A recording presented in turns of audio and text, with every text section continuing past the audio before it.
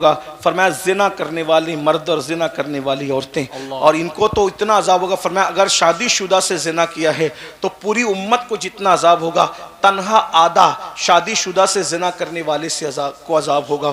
اندازہ فرمائیے. اللہ کے رسول علیہ السلام فرماتے ہیں ان کو آگ کی قمیص پہنائی جائے گی، زانیوں کو آگ کی قمیص. اور اس آگ کی قمیص کا عالم یہ ہے کہ اگر وہ پہاڑ پہ رکھ دیا جائے تو پہاڑ جل کر ریزہ ریزہ ہو جائے. اور صرف اتنا نہیں، ان کی آنکھوں میں آگ کی سلاخیں ڈالی جائے گی، ان کی آنکھوں میں آگ بھر دی جائے گی. کون سی؟ دنیا کی نہیں، جہنم کی. میرے بھائیوں بتاؤ نا، یہ زنا کی فلمیں دیکھ کے ملتا کہ یہ تو گناہ بے لذت ہے، اس کو دیکھ کے بیماریاں ہیں، بربادیاں ہیں، تباہیاں ہیں. نہیں نہیں، اپنا کام نہیں ہے میرے بھائی. حضور کے حسن کی طرف آؤ، حضور سے محبت کرو، اللہ کے رسول سے دل لگاؤ. ہم برداشت نہیں کر سکتے. بلکہ آپ کو بتاؤں، اللہ کے رسول علیہ الصلوۃ والتسلیم فرماتے ہیں زانیوں کو قیامت میں اس طرح لایا جائے گا کہ ان کے گردنوں سے ان کے یہ کونیاں بندی ہوگی جہنم کی زنجیروں سے، جہنم کی چین سے بندی ہوگی، اور آنکھوں میں سلاخیں ڈالی جائے گی، اور منہ سے پاخانہ اگل رہا ہوگا، بدن پر بچھو چپکے ہوئے ہوں گے. یہ کیفیت ہوگی، یہ کیفیت ہوگی. پورا محشر ان پہ لعنت کرتا ہوگا.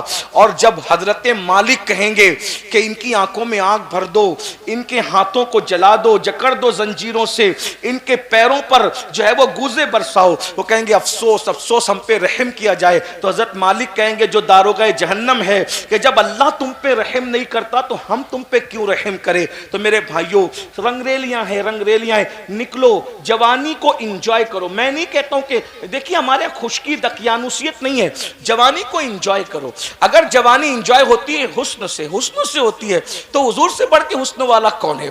اور اگر عشق مجازی کی بات کرتے ہیں تو بیویاں ہمارے یہاں ہیں، ہمارے یہاں بیویاں ہیں، دوست ہیں، بھائی ہیں، بہنیں ہیں. ان سے محبت کرو. بائک پہ گھومنے سے اسلام منع نہیں کرتا. اسلام یہ کہتا ہے بائک پہ گھومتے گھومتے بد نگاہی مت کرو. پکنک سے اسلام منع نہیں کرتا. اسلام کہتا ہے پکنک پہ جاؤ، مگر کسی کے چہرے کو پاپ کے تکنے کی بجائے پھولوں کو تک کر کے دیکھو کہ اس کی اتنے خوبصورت ہے تو اس کے بنانے والے کے حسن کا عالم کیا ہوگا. یہ تصور ہے. ہمارے یہاں انجوائے کرو، جوانی انجوائے کرو، بھرپور کرو. اچھا کھاؤ، اچھا پہنو، اچھی جگہ گھومو. موبائل اگر اللہ نے دیا ہے تو مہنگا ہو، کپڑا مہنگا ہو، سب ہو، لیکن ان ساری دنیا کی رنگریلیوں میں اللہ کو مت بھولو، اس کے رسول کو مت بھولو، آخرت کو مت بھولو. یہ مت بھولو کہ ایک دن دنیا چھوڑنا ہے، ایک دن دنیا کوچ کرنا ہے، ایک دن دنیا سے رخصت ہونا ہے. ہر وقت نگاہ میں بس حرام مت کرو، حرام سے بچو، فرض و واجب پر عمل کرو. انجوائے کرو دنیا برتنے کے لیے. حضور غوث پاک تو اتنے مہنگے کپڑے پہنتے تھے، اتنے مہنگے کپڑے بادشاہ بھی نہیں پہن سکتا تھا. تو ہمارے بزرگ حضرت محبوب الہی کے یہاں جو گھوڑے بنتے تھے انہیں سونے کی چین سے باندھا جاتا تھا. ہمارے بزرگوں نے بہت کر و فرض زندگی گزاری، لیکن اتنا سب کچھ کرنے کے بعد انہوں نے خدا سے دل نہیں ہٹایا. دل میں یار، بلکہ بادشاہ آیا. بہت دلچسپ بات یہ ہے، بادشاہ آیا تو محبوب الہی کے استبل میں دیکھا کہ گھوڑوں کے گلے میں سونے کی زنجیر ہے. تو ہنس کے کہتے ہیں ہم تو نظام الدین کو ولی سمجھتے تھے، وہ تو ہم سے بڑا دنیا دار نکلا. ہم نے تو سونے کی زنجیر خود پہنی ہے، اس نے تو گھوڑے کو پہنا رکھی، ہم سے بڑا دنیا دار وہ ہے. محبوب الہی کو کسی نے بتایا تو اس پہ ہنس پڑ کہتے ہیں یہی تو اس میں اور ہم میں فرق ہے. ہم نے سونے کی زنجیر کو وہاں جگہ دی ہے جہاں اس کی جگہ ہے، اور ہم نے یار کو وہاں جگہ دی ہے جہاں اس کی جگہ ہے. یہ اس میں ہم میں فرق ہے. مال تجوری میں رکھو، دولت دل میں یار کو رکھو. دل میں یار کو رکھو میرے بھائی. جو ہے وہ کھانا فریج میں رکھو، دل میں یار کو رکھے. یہ دل اس ملک کے لیے ہے. میرے امام کہتے سب کچھ تو انہی کا ہے، پر دل کی اگر پوچھو یہ ٹوٹے ہوئے دل ہی خاص ان کی کمائی ہے. بڑی چیز بڑوں کو دی جاتی ہے. جس میں انسانی کا بادشاہ دل ہے تو دل جو بادشاہ ہے وہ بادشاہی کی نظر کر دو، ان کے قدموں میں رکھ دو. امام اہل سنت کو جو ترقی ملی کیوں ملی؟ انہوں نے اپنا دل اپنے پاس نہیں رکھا، یار کے سپرد کر دیا. ارے اے خدا کے بندو، کوئی میرے دل کو ڈھونڈو، میرے پاس تھا ابھی تو، ابھی کیا ہوا خدایا؟ نہ کوئی گیا نہ آیا، نہ کوئی گیا نہ آیا. تجھے حمد ہے خدایا، تجھے حمد ہے خدایا. ہمیں اے رضا تیرے دل کا پتہ چلا بمشکل، در روضہ کے مقابل وہ ہمیں نظر تو آیا. یہ نہ پوچھ کیسا پایا، یہ نہ پوچھ. ارے دل تو جو لوتھڑا گوشت کا ہے نا وہ تو کتوں کے پاس بھی ہے، وہ تو مرغی کے پاس بھی ہے، وہ تو سور کے پاس بھی ہے. جو لٹکتا ہوا بائیں طرف جو لوتھڑا ہے وہ تو سور کے پاس بھی، مگر وہ لوتھڑا ہی لوتھڑا ہے. اگر سور کے پاس بھی لٹکتا ہوا سینے میں گوشت کا لوٹ رہا ہے اور تمہارے پاس بھی لوٹ رہا ہے تو دونوں میں فرق کیا ہے؟ کتے اور مرغے کے پاس ہے تو تمہارے پاس اس کے پاس ہے تو فرق کیا ہے؟ تم انسان ہو 6 فٹ کے ہو، تمہارے پاس بڑا ہے، وہ چھوٹے ان کے پاس چھوٹا ہے۔ لیکن واقعی جس کو دل کہتے ہیں، نہ وہ کتے کے پاس ہے، نہ وہ سور کے پاس ہے، نہ وہ مرغے کے پاس ہے، وہ کسی انسان میں غیر مسلم مشرک اور منافق کے پاس بھی نہیں ہے۔ جسے دل کہتے ہیں، جس کا مقام عرش الہی کے برابر ہے، وہ دل صرف عاشق رسول کے پاس ہے۔ اور وہ گوشت کا لوتڑا عرش کے برابر کب بنتا ہے؟ جب اس میں سے سب کو نکال کر صرف یار کو جگہ دی جاتی ہے۔ اس فلسفے کو بریلی کا قلندر کہتے دل ہے وہ دل، دل ہے وہ دل جو تیری یاد سے معمور رہا، بس وہی دل ہے۔ اگر اس دل میں نبی کی یاد نہیں ہے، عبد الرحمن نام ہے، عبد المصطفیٰ نام ہے، کچھ بھی نبی نہیں ہے، پاپ ہے، زنا ہے اس دل میں، تو پھر وہی دل ہے جو سور اور کتے کے پاس۔ برا لگے تو معاف کرنا، ہاں برا لگے تو معاف کرنا، بہت بری چیز ہے۔ اس میں حسد ہے، بغض ہے، کینہ ہے، تو مطلب کتے اور سور بٹھا کے رکھا تم نے اپنے دل میں۔ کتا سور کم ہے، یہ بغض اور حسد کتے سور سے زیادہ ناپاک اور گندے ہیں۔ ہاں میں نے دوپہر میں اس پہ بہت لمبی گفتگو کی، مجھے بار بار وقت کا ہی خیال آ رہا ہے، تو لیکن میں کیا چھوڑوں کیا بیان کروں، لیکن پھر میں بات کر رہا ہوں۔ تو یاد رکھنا، دل صرف وہی دل ہے جس میں یار بسا ہے، اور جس میں یار بس جائے نا، پھر وہ اللہ کے عرش کا مقام پا لیتا ہے۔ مومن کا دل اللہ کا عرش ہوتا ہے۔ سبحان اللہ۔ کب ہوتا ہے؟ دل ہے وہ دل جو تیری یاد سے معمور رہا، سر ہے وہ سر جو تیرے قدموں پہ قربان گیا، آہ وہ آنکھ کہ ناکام تمنا ہی رہی، ہائے وہ دل جو تیرے در سے پر ارمان گیا۔ تو پھر مقام ملتا ہے، انہیں جانا، انہیں مانا، نہ رکھا غیر سے کام، للہ الحمد میں دنیا سے مسلمان گیا۔ تو میرے بھائیوں، ہم اللہ کے عذاب کو برداشت نہیں کر سکتے، اس لیے اللہ فرماتا ہے توبہ کرو۔ اسی پہ بات چلی تھی، اسی بات، توبہ کرو۔ توبہ مطلب 3 لوازمات ہے توبہ کے۔ نمبر 1، اپنے گناہ پہ شرمندہ ہونا کہ میں نے برا کیا۔ نمبر 2، اس گناہ سے نکلنے کا پکا ارادہ کرنا کہ اب گناہ نہیں کروں گا اور آئندہ نہ کرنا، یہ ہے توبہ۔ بس اس طرح کی توبہ کرو، اللہ کو منا لو، اس سے صلح کرو، اس کے قریب آؤ۔ بلکہ گنہگار بھی کچھ ایسے ہیں جن کو اللہ بے حساب جنت دے گا۔ اللہ ام المومنین کے مزار پہ رحمت و نور کی برسات فرمائے۔ ام المومنین سیدہ عائشہ صدیقہ نے پوچھا، یا رسول اللہ، ان نیک لوگوں کے بارے میں تو سنتے ہیں کہ وہ بے حساب جنت میں جائیں گے، گنہگار بھی کچھ ہیں ایسے؟ توجہ ہے، بہت خوبصورت تحفہ ہی ہے آج کی محفل کا۔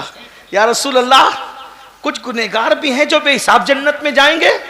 میرے کریم آقا وہ تو نہایت سستا سودا بیچ رہے ہیں جنت کا، ہم مفلس کیا مول چکائیں، اپنا ہاتھ ہی خالی ہے۔ جب ام المومنین نے پوچھا، یا رسول اللہ، کچھ گنہگار بھی بے حساب جنت میں جائیں گے؟ تو میرے آقا فرماتے ہیں، ہاں عائشہ، جو گنہگار اپنے گناہوں کو یاد کر کے تنہائی میں روتے ہوں گے، ایسے گناہوں کو اللہ قیامت کے دن بے حساب جنت عطا فرمائے۔ سبحان اللہ۔ آخری بات کے طور پر، کچھ رہے یاد نہ یاد رہے، یہ یاد رکھنا، جب کوئی مومن اکیلے میں اپنے گناہوں کو یاد کر کے روتا ہے، آنسو بہاتا ہے، توبہ کرتا ہے، میں نے گناہ کیا۔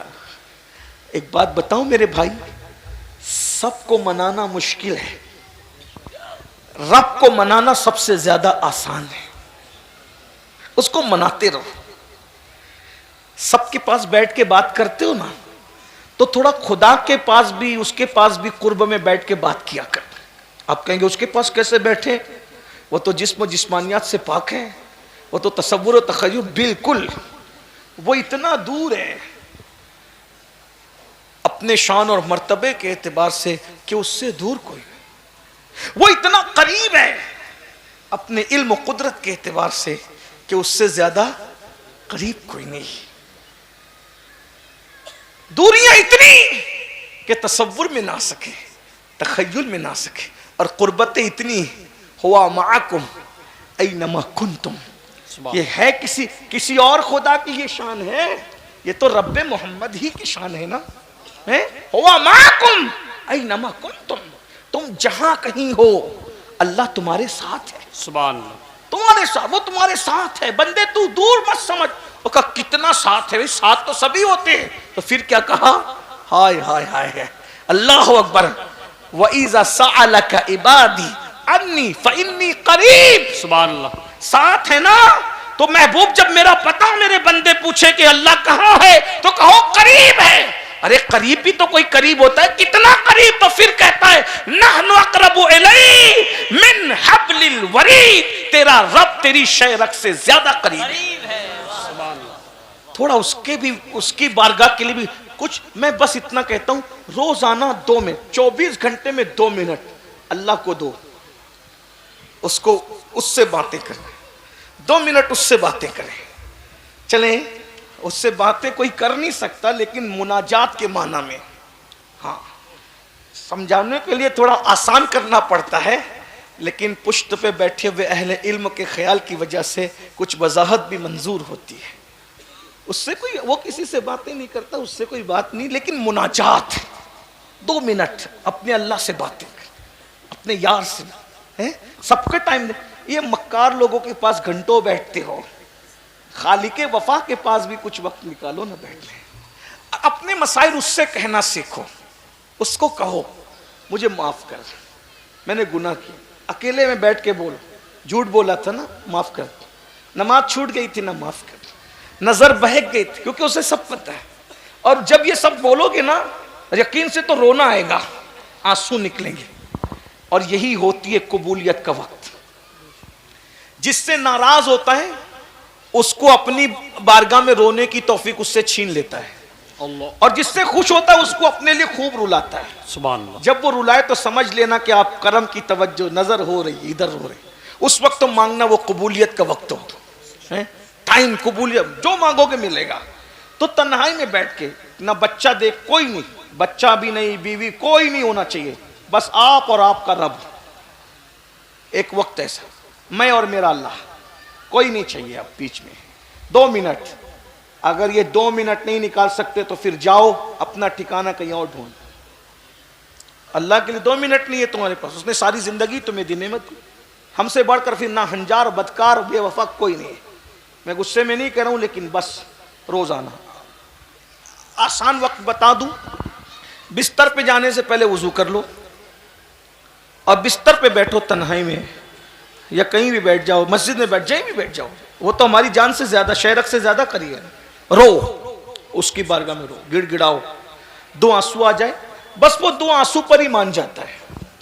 اس کے یہاں 2 آنسو، اس کے یہاں اللہ کی محبت میں نکلنے والے آنسو شہید کے خون سے افضل ہے، شہید کے خون سے قیمتی مومن کی آنکھ سے نکلنے والا آنسو ہے جو اللہ کی خوف و محبت میں نکلتا ہے۔ اور کیا کرتا ہے سنیے، حدیث پاک ہے، جب کسی مومن کی آنکھ سے عشق اور خوف کا آنسو نکلتا ہے تو لوگ سمجھتے ہیں زمین پہ گر رہا ہے، رومال میں لگ رہا ہے، کرتے پہ گر رہا ہے، لیکن اللہ فرماتا ہے میں اس کو اپنی ہتھیلی میں اٹھاتا ہوں، جیسا کہ اس کی ہتھیلی ہماری ہتھیلیوں کی طرح نہیں، اس کے ہاتھ ہمارے ہاتھوں کے، وہ اپنے دست قدرت میں اٹھاتا ہے، اور پھر ان آنسوؤں کو وہ رکھ دیتا ہے۔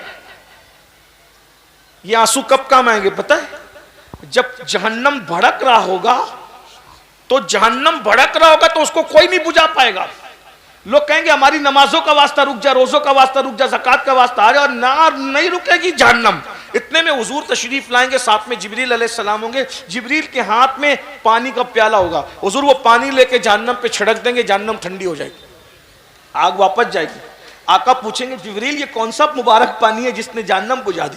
عرض کریں گے حضور یہ پانی نہیں ہے، یہ آپ کے امتیوں کے آنسو ہے جو اللہ کے خوف سے راتوں کو بہا کرتے تھے۔ سبحان اللہ، اب بتاؤ جو رات میں بہنے والے آنسو جہنم کی آگ کو ٹھنڈا کر دیں، وہ دشمنوں کی نفرتوں کو کیوں ٹھنڈا نہیں کر سکتے؟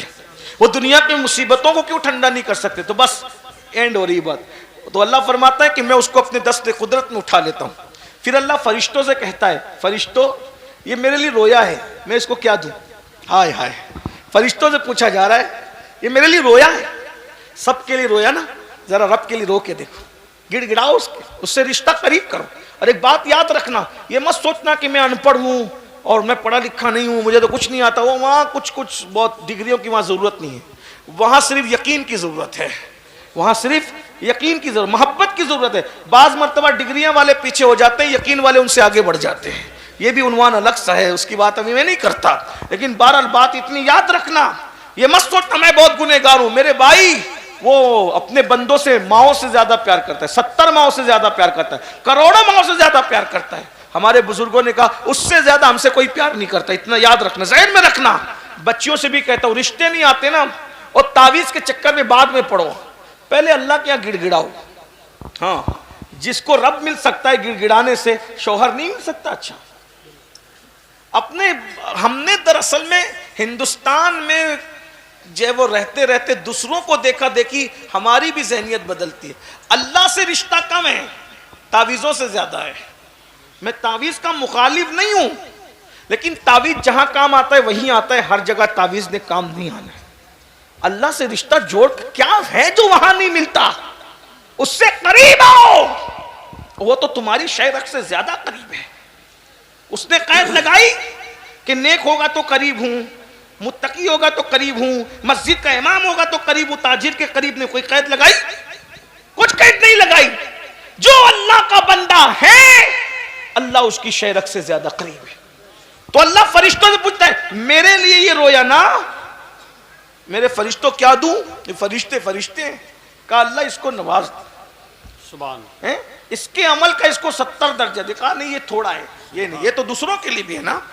وہ کہا مولا اس کا عمل قبول کر لے, اس کو نواز دے. کہا نہیں یہ تھوڑا ہے. کہا پھر, کہا مولا اس کو یہ نعمت دے. کہا یہ تھوڑا ہے. کہا مولا پھر تو ہی بتا تو کیا دے گا. اب سنو, اللہ کہتا ہے چونکہ رویا میرے لیے ہے نا تو میں اس کو انعام یہ دوں گا کہ بے حساب جنت عطا کروں گا, اور پھر اپنے جمال سے نقاب اٹھاؤں گا اور اس کو کہوں گا جب تک تیرا دل چاہے تو مجھے دیکھتا رہے, میں تجھے دیکھتا.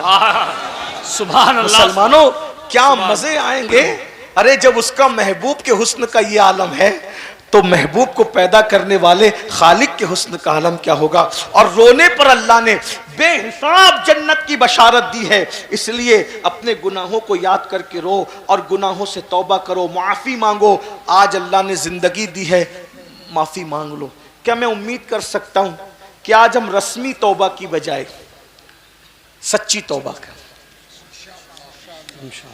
شرمندگی والی توبہ, ندامت والی توبہ, گناہوں سے ہجرت والی توبہ, ہمیشہ کے لیے گناہ چھوڑ دینے والی توبہ. جو نوجوان اب تک گانے سنتے تھے, گندے گانے, غزلیں, گندی غزلیں, برائی, گندی فلمیں دیکھتے تھے, توبہ کر لیں. کسی عورت پہ بد نظری کی تھی, توبہ کر لیں. نماز چھوڑی تھی, توبہ کر لیں. حرام لقمہ کھایا تھا, توبہ کر لیں. سب مل کے, ہم میں کوئی نہیں ہے کہ جو کہ کہہ سکے کہ میں نیک ہوں. جو اپنے آپ کو نیک سمجھے اس سے برا کوئی نہیں ہے, ہے نا. ہم سب گنہگار ہیں, پاپی ہے, بدکار ہے, لیکن اللہ معاف کرتا ہے. بلکہ مل کے توبہ کرنے والوں کے لیے ایک الگ شان ہے. اللہ پاک ارشاد فرماتا ہے توبوا الی اللہ جمیعا ایھا المؤمنون لعلکم تفلحون. اے مومنو تم جمع ہو کے توبہ کرو, اجتماعی توبہ کرو تاکہ اللہ تمہیں کامیابی عطا فرمائے. سبحان اللہ. اکیلے توبہ کرنے کی برکت ہے, لیکن جمع تو سب جمع ہو گئے. اب آؤ سب مل کے توبہ کریں. خوشی کا سودا ہے, زبردستی نہیں ہے. یہ شاعر کی طرح نہیں کہ سمجھے بھی تو بولو سبحان اللہ, نہیں, یہ نہیں. دل سے ہے. تو کتنے لوگ دل سے تیار ہیں میرے ساتھ وہ بتاؤ انشاءاللہ. سبحان اللہ. اب یہ سمجھ لو ہاتھ تو اٹھائے, اللہ برکت دے, سبحان کہ اللہ. وہ ہاتھوں کی لاج رکھے. اگر کوئی سچی توبہ نہیں کرتا, زبانی استغفار پڑھتا ہے, تو گویا وہ اللہ کا مذاق اڑاتا ہے, اللہ اور اللہ کے ساتھ مذاق ہے. اس لیے یہ بات یاد رکھنا. بولو اللہ. اب کتنے لوگ تیار ہو سچی توبہ کے لیے؟ اس کا مطلب ارادہ مضبوط اٹھا کے رکھیں. دیکھیے علماء کرام سب بزرگ, اس کا مطلب آپ لوگ تیار. سبحان.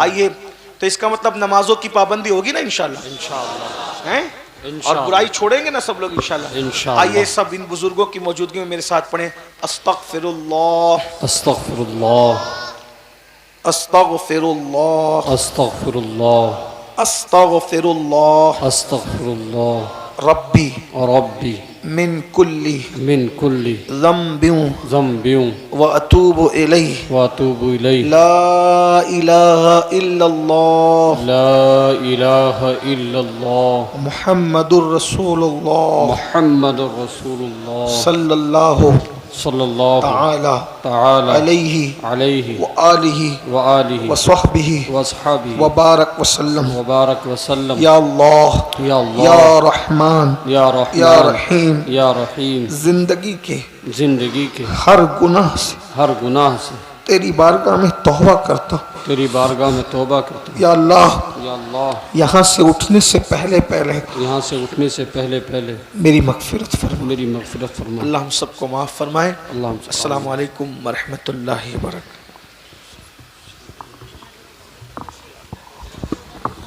مصطفیٰ جان رحمت پہ لاکھوں